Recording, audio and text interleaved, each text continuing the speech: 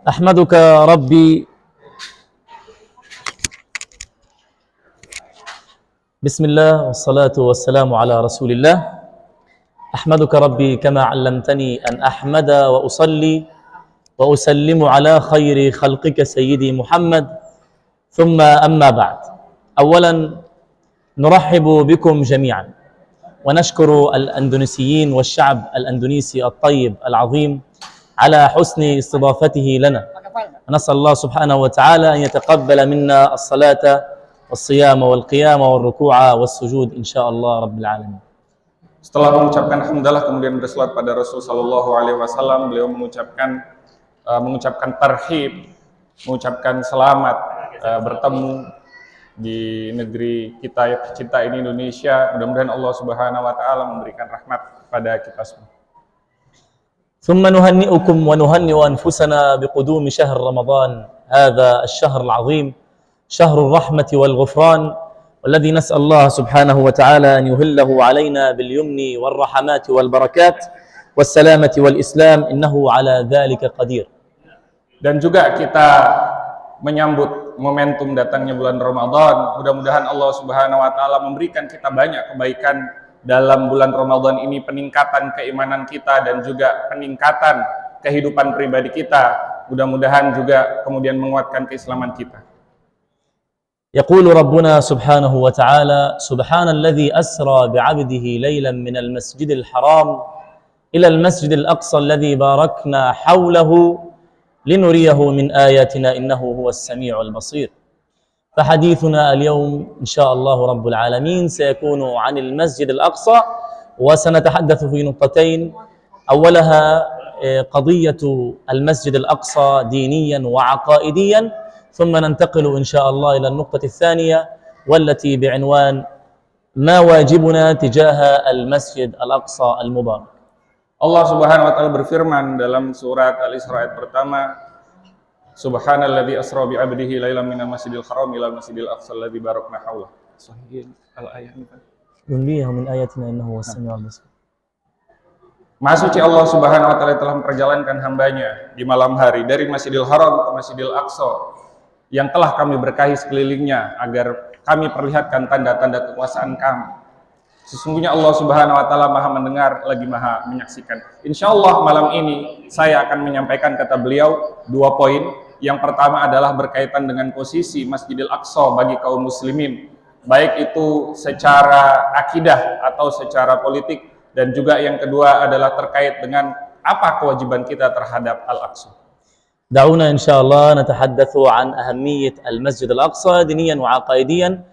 نتكلم أن المسجد الأقصى هو أولى القبلتين، فقد كان النبي صلى الله عليه وسلم عندما يصلي يتجه نحو المسجد الأقصى قبل أن يتجه إلى الكعبة المشرفة.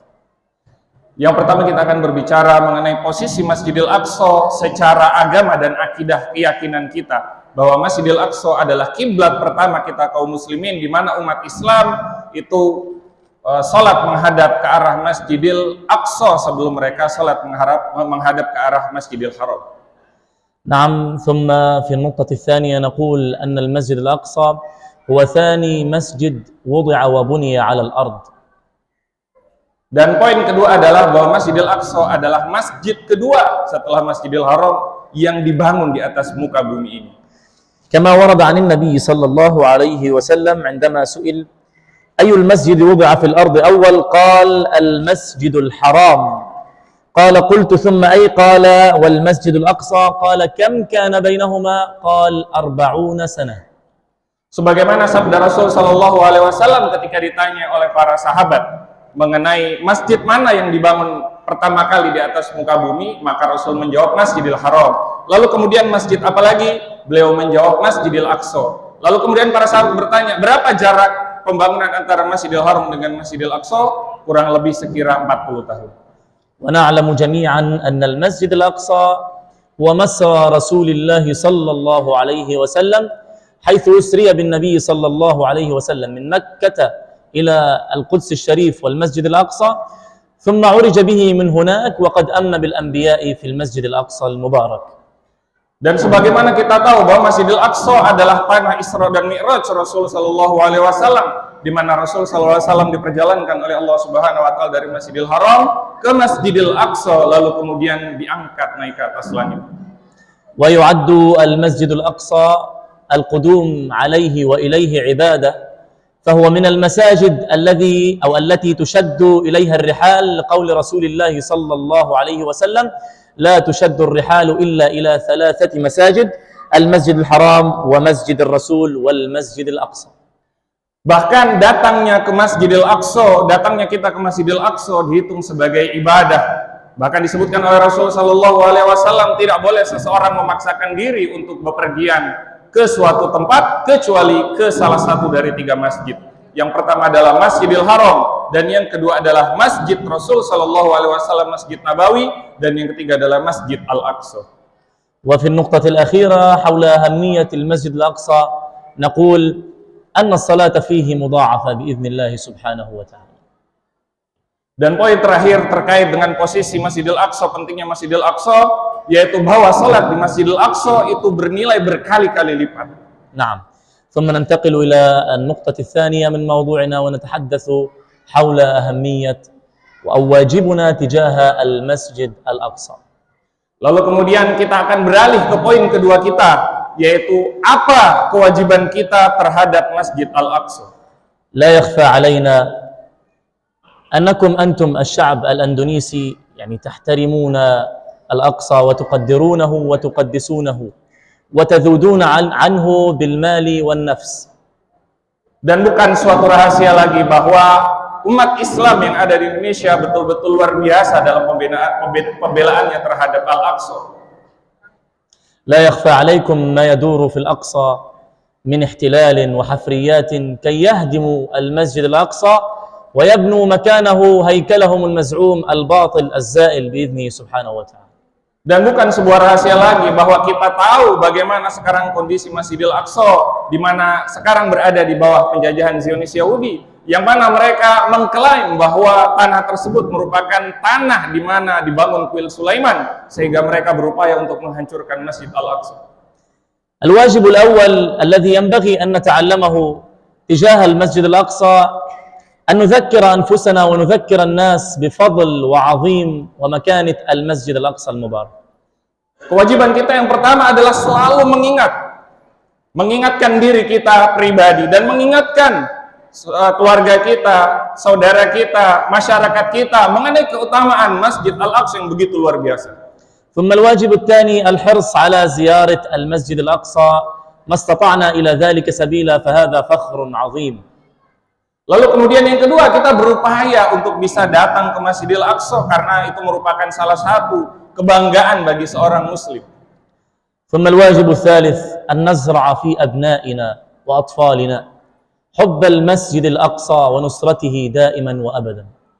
Dan yang ketiga adalah kita tanamkan betul kepada anak-anak kita, generasi penerus kita, kecintaan terhadap tanah Al-Aqsa agar mereka selalu dan senantiasa menolong Al-Aqsa. ثم الواجب الأكثر أهمية أن نتوحد ونكون أمة واحدة كي ندافع عن المسجد الأقصى ونستطيع تحريره بإذن الله يدا بيد. Dan yang kemudian adalah kewajiban kita adalah kita menjadi satu saf, kita betul-betul bersatu, umat Islam bersatu, agar kemudian Allah Subhanahu wa taala memberikan kekuatan kepada kita sehingga kita bisa membebaskan tanah Masjidil Aqsa. ثم الواجب القبل الأخير أن ندافع عن الأقصى بالنفس والمال وأن نسخى عليه، لأن ما يمر بالأقصى ليس بقليل، ونحن كفلسطينيين الله سبحانه وتعالى اصطفانا كي نذود عن المسجد الأقصى بمعيتكم ومساعدتكم إن شاء الله رب العالمين. النقطة أن نحرص دائما أن نضحي بأنفسنا ومالنا عن المسجد. Lalu kemudian kewajiban kita selanjutnya adalah kita selalu menyemangati diri kita untuk berkorban untuk tanah Al-Aqsa kita, baik dengan doa-doa kita, baik dengan harta-harta kita, yang kemudian itu menjadi jalan untuk bisa memperjuangkan kemerdekaan Al-Aqsa. Dan kita tahu saudara-saudara kita di Palestina telah mewakili kita semua. Karena itu kewajiban kita di sini jangan sampai kemudian kita berpangku tangan di saat mereka mengorbankan jiwa mereka, maka kita korbankan apa yang kita miliki untuk mereka. في النهاية كل واحد منا كمسلم وكلنا كمسلمون ينبغي أن ندافع عن الأقصى. مثلا الشاعر ينبغي أن يدافع بشعره عن الأقصى، والكاتب ينبغي أن يدافع عن الأقصى بكتابته. Lalu kemudian yang terakhir kata beliau adalah hendaknya kita melakukan seluruh apa yang kita bisa dan kita mampu sesuai dengan bidang kita masing-masing. Misalnya seorang penyair, dia bisa menggunakan syair-syairnya untuk kemudian mengkampanyekan isu Palestina. Bagi seorang penulis, dia bisa gunakan kemampuan menulisnya untuk mengkampanyekan isu-isu Al-Aqsa. Dan juga bagi orang-orang yang memiliki kekuatan politik, memiliki kekuatan harta, maka hendaknya kemudian kita gunakan apa yang kita miliki itu untuk menolong Masjidil Aqsa dan menolong saudara-saudara kita di Palestina. في النهاية لقد وعدنا رسول الله صلى الله عليه وسلم أن تحرير الأقصى قريب على أيدي مؤمنين أولي بأس شديد. نسأل الله سبحانه وتعالى أن نكون نحن كفلسطينيين وأنتم كأندونيسيين معولا لتحرير الأقصى المبارك. Sebagai penutup, beliau mengingatkan bahwa Allah Subhanahu wa taala dan Rasul sallallahu alaihi wasallam telah mengabarkan kepada kita semua bahwa kemenangan itu pasti akan kita dapatkan, pasti akan kita raih. Maka sekarang bagaimana kita bisa mewujudkan apa yang diinformasikan oleh Allah Subhanahu wa taala dan Rasul sallallahu alaihi wasallam? Mari kita bersama-sama menjadi orang-orang yang disebutkan oleh Allah Subhanahu wa taala dan Rasul sallallahu alaihi wasallam, orang-orang yang membebaskan tanah Al-Aqsa, baik saudara-saudara kita yang ada di Palestina ataupun kita yang jauh dari mereka di Indonesia ini. لا تبخلوا على المسجد الأقصى بأرواحكم وأموالكم وأنفسكم وذاريكم. Mari kita bersama-sama mengorbankan diri kita, mengorbankan harta kita, mengorbankan waktu kita, mengorbankan pikiran kita untuk tanah Al-Aqsa. في النهاية أعيد وأكرر نسأل الله سبحانه وتعالى أن يكون هذا رمضان مغفرة ورحمة لنا جميعا، شاكرين لكم حسن استضافتكم لنا، ونسأل الله سبحانه وتعالى أن يحرر المسجد الأقصى عما قريب. Dan sebagai penutup, mudah-mudahan Ramadan ini menjadi Ramadan yang luar biasa bagi kita semua, menambahkan keimanan kita, menguatkan spiritual kita, dan juga mudah-mudahan Allah Subhanahu wa taala segera membebaskan tanah Al-Aqsa untuk kita semua. هل هذا كافي؟ هل هذا كافي أم نزيد؟ كافي؟ سبحان ربك رب العزة عما يصفون وسلام على المرسلين والحمد لله رب العالمين. سبحانك اللهم وبحمدك نشهد أن لا إله إلا أنت نستغفرك ونتوب إليك. Demikian apa yang disampaikan oleh Syekh Abdul Karim berkaitan dengan kewajiban kita terhadap tanah Al-Aqsa.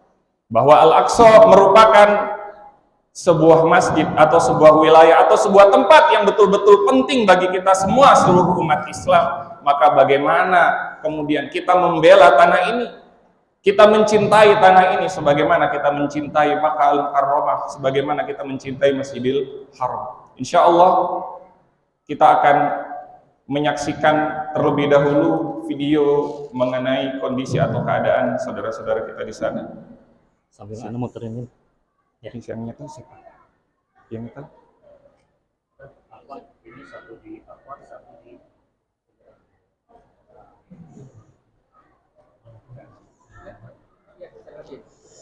sebagaimana kita mungkin pernah berdonasi begitu ya untuk beberapa program Assalamualaikum. untuk Palestina, diantaranya pembangunan Masjid Istiqlal. Ya.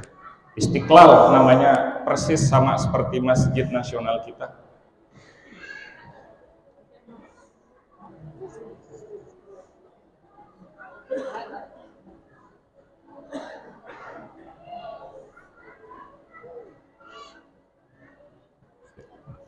Jadi sebagaimana kita tahu bahwa Palestina adalah ardhus sirat, jadi tanah di mana kebaikan bertemu kemudian berbenturan dengan kejahatan.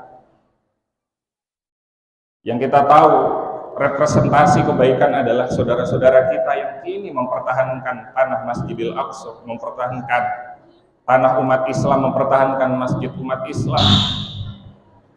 Dan representasi keburukan adalah penjajahan yang dilakukan oleh pihak Zionis Yahudi. Dan konfrontasi ini merupakan salah satu nubuat Rasul Shallallahu Alaihi Wasallam. Sebagaimana kita tahu, la taqumu sa'ah hatta yuqatil muslimun al-yahud. Naam. Tidak akan tiba hari kiamat sampai umat Islam kemudian berperang melawan orang-orang Yahudi. Bukan dalam rangka rasisme Rasul memberikan hadis tersebut, tapi beliau tengah memberikan ramalan kepada kita semua bahwa suatu hari akan terjadi peperangan yang disebabkan oleh orang-orang Yahudi itu, dan tidak akan datang hari kiamat sampai tiba hari itu di mana umat Islam akan berperang melawan orang-orang Yahudi, sampai batu-batu dan pohon-pohon berkata, ya muslim ya Abdullah, wahai kaum muslimin, wahai hamba Allah, ini ada Yahudi di belakangku, maka tangkaplah dia. Maka ruh kita untuk menolong saudara-saudara kita adalah ruh jihad fi sabilillah.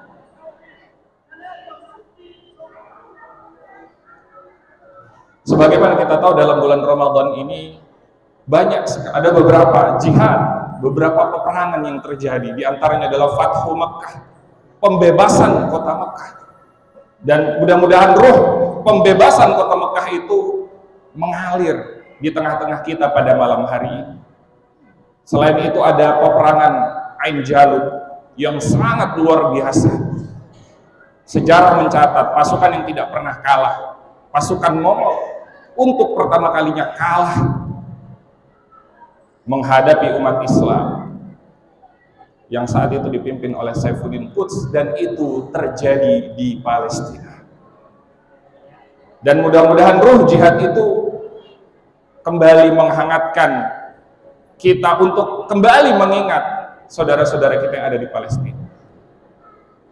Dan salah satu wujud jihad kita, sebagaimana disebutkan oleh Syekh Abdul Karim tadi, adalah kita berkorban, memberikan pengorbanan kepada tanah Al-Aqsa, kepada tanah Palestina.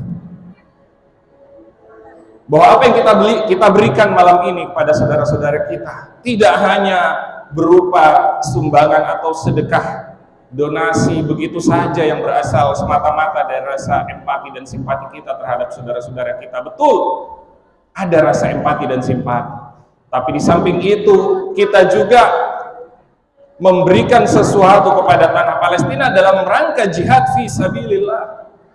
Karena Rasul Shallallahu Alaihi Wasallam bersabda,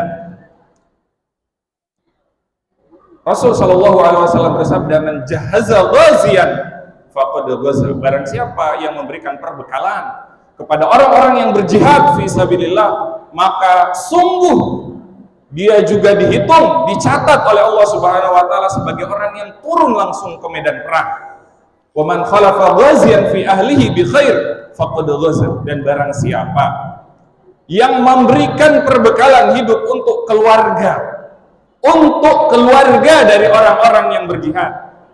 Kita mungkin memberikan kebutuhan makan, kita memberikan kebutuhan pembangunan rumah, kita memberikan kebutuhan-kebutuhan lainnya. Maka sungguh apa yang kita berikan itu, kata Rasul Shallallahu Alaihi Wasallam, faqad ghaza.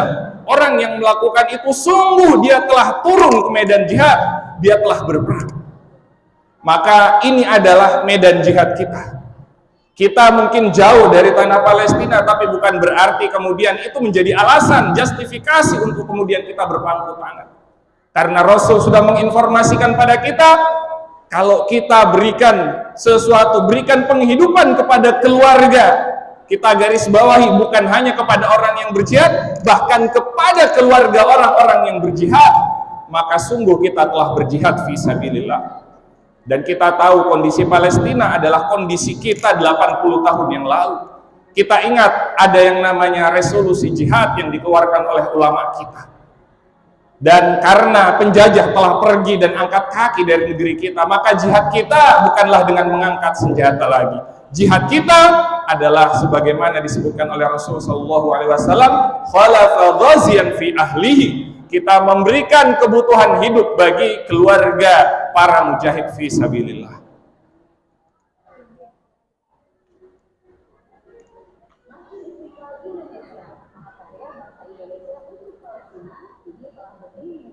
Nah, ini adalah Masjid Istiqlal Palestina. Masjid yang dibangun dengan nama yang mirip dengan Masjid Istiqlal yang ada di negeri kita. Menyimbolkan persaudaraan dan hubungan yang sangat erat antara kita dengan tanah Palestina. Dan yang kedua, menjadi simbolisasi insya Allah dari masjid ini generasi pejuang yang akan membebaskan Palestina, yang akan membebaskan Al-Aqsa, insya Allah akan hadir dan akan muncul. Karena sebagaimana namanya Istiqlal yang bermakna kemerdekaan, maka mudah-mudahan kemerdekaan itu akan diraih dalam waktu dekat insya Allah.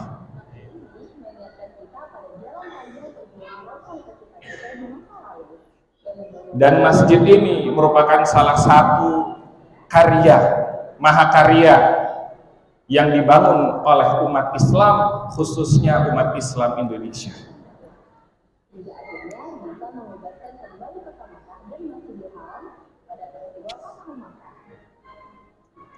Harapannya, Masjid Istiqlal Indonesia ini juga bisa menjadi masjid pusat peradaban bagi masyarakat Palestina dan Indonesia untuk memenangkan kembali Masjidil Aqsa dan negeri Palestina seutuhnya. Maka perjuangan kita tentu bukan untuk berhenti di sini, namun melangkah menuju fase selanjutnya, yaitu awal dari perjuangan makmurkan Masjid Istiqlal Indonesia di Gaza bersama kita saudara. Maka Masjid Istiqlal Indonesia bukanlah titik akhir, bahkan itu bisa jadi titik awal yang mempelopori semakin meningkatnya semangat perjuangan untuk kemerdekaan tanah Palestina. Dan jamaah sekalian dirahmati Allah Subhanahu wa taala, izinkan saya untuk mengingatkan kita semua terhadap sebuah hadis yang disebutkan oleh Sayyidah Maimunah radhiyallahu taala anha. Ketika beliau bertanya pada Rasul sallallahu alaihi wasallam, "Ya Rasulullah, aftina fi Baitul Maqdis." Wahai Rasul, berikan kami fatwa mengenai tanah Baitul Maqdis. Maka Rasul menyampaikan, "Ardul mahsyar wal mansyar." Tanah Baitul Maqdis adalah tanah di mana manusia nanti akan dibangkitkan dan dikumpulkan oleh Allah Subhanahu wa taala pada hari kiamat.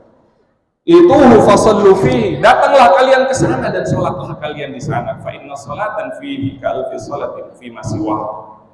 Karena sholat satu rakaat di Masjidil Aqsa, sebagaimana tadi disebutkan oleh Syekh Abdul Karim, berkali-kali lipat. Disebutkan dalam hadis, ka'alfi salah, seperti 1000 kali sholat, fi masiwa, di tempat yang lain, luar biasa. Kalau kita bisa sholat 1 kali di sana, sudah senilai dengan malam Lailatul Qadar. Bisa kita bayangkan kalau setiap hari kita sholat di Masjidil Aqsa. Karena itulah Rasul memerintahkan kita untuk datang ke sana dan sholat di sana. Fa inna sholatan fihi ka alfi sholatin fi maswa. Karena sholat satu senilai dengan 1000 kali sholat di tempat yang lain. Pertanyaannya, mampukah kita datang ke sana? Kalaupun kita ingin datang, kita akan dihalang-halangi oleh pihak penjajah, bahkan kemudian kita menyumbang visa pemasukan kepada pihak penjajah Zionis. Lantas apa solusinya untuk memenuhi perintah Rasul sallallahu alaihi wasallam untuk datang ke sana? Maka Sayyidah Maimunah mewakili kita semua menanyakan hal tersebut, dan Rasul menjawab, fahdilahu zaitan yusraju fihi. Maka berikan walaupun berupa minyak yang digunakan untuk penerangan di sana, fa inna man ahda kana kaman sallafi. Karena barang siapa yang sudah memberikan sekecil apapun yang dia mampu, dia sudah upayakan dengan semaksimalnya, mungkin bernilai kecil, tapi kana kaman sallafi, dia akan dicatat oleh Allah Subhanahu wa taala seperti orang yang datang ke Masjidil Aqsa melaksanakan perintah Rasul sallallahu alaihi wasallam dan salat di Masjidil Aqsa. Allahu Akbar. Maka mari bersama-sama di kesempatan yang mulia ini, malam hari ini, kita berikan empati kita dan bantuan kita untuk saudara-saudara kita di Palestina. Yang pertama, dalam rangka melaksanakan kewajiban kita sebagai seorang muslim, dan yang kedua dalam rangka jihad fi sabilillah, dan yang ketiga adalah melaksanakan perintah Rasul sallallahu alaihi wasallam. Maka izinkan kami untuk menawarkan pada jamaah sekalian, insya Allah kita akan membuka kesempatan kembali untuk berinfak komitmen kepada jamaah sekalian. Karena keterbatasan waktu, insya Allah nanti akan kita sambung di momentum setelah sholat tarawih. Kami sampaikan bagi jamaah yang siap untuk berinfak minimal 2 juta rupiah. Sekali lagi minimal 2 juta rupiah untuk saudara-saudara kita di Palestina. Sekali lagi bahwa 2 juta rupiah itu tidak hanya bernilai infak, tapi bernilai jihad fi sabilillah. Maka kami harapkan untuk bisa tetap bertahan di masjid ini seusai sholat tarawih. Insya Allah nanti kita akan bersama-sama mengisi kartu infak komitmen. Kemudian bagaimana nanti cara melaksanakan atau cara menunaikan infak komitmen tersebut? Maka kita tunaikan sesuai dengan kemampuan kita. Kalau kita mampu setelah ini, tidak mesti sekarang. Kalau kita mampu besok atau lusa atau pekan depan atau bulan depan, atau mau dicicil misalnya setiap bulan, misal berkomitmen 5 juta dicicil 500.000 selama 10 bulan, atau ketika memiliki kemampuan untuk bisa menunaikan baru kemudian ditunaikan, maka insya Allah infak komitmen akan terbuka lebar bagi kita semua. Karena ini adalah, kami ingatkan, adalah sebuah infak komitmen, semata-mata adalah komitmen dan tekad kita untuk menolong saudara-saudara kita yang ada di Palestina. Ini bukanlah hutang. Sekali lagi, ini bukanlah hutang yang memang secara fikih kemudian kalau kita tidak tunaikan maka kita berdosa. Tidak. Tapi ini adalah tanggung jawab moral kita semua sebagai umat Islam untuk membantu saudara-saudara kita di Palestina. Kami ingatkan sekali lagi bahwa bagi jamaah yang siap untuk berinfak komitmen minimal 2 juta rupiah, kami harapkan agar tetap bertahan di masjid. Insya Allah seusai salat tarawih kita akan berkumpul sebentar bersama dengan Syekh Abdul Karim. Demikian apa yang bisa kami sampaikan. Kurang lebihnya kami mohon maaf. Dibukakan pintu maaf yang selebar-lebarnya. Aku qouli hadza astaghfirullah wa lakum innahu wal ghafurur rahim. Assalamualaikum warahmatullahi wabarakatuh.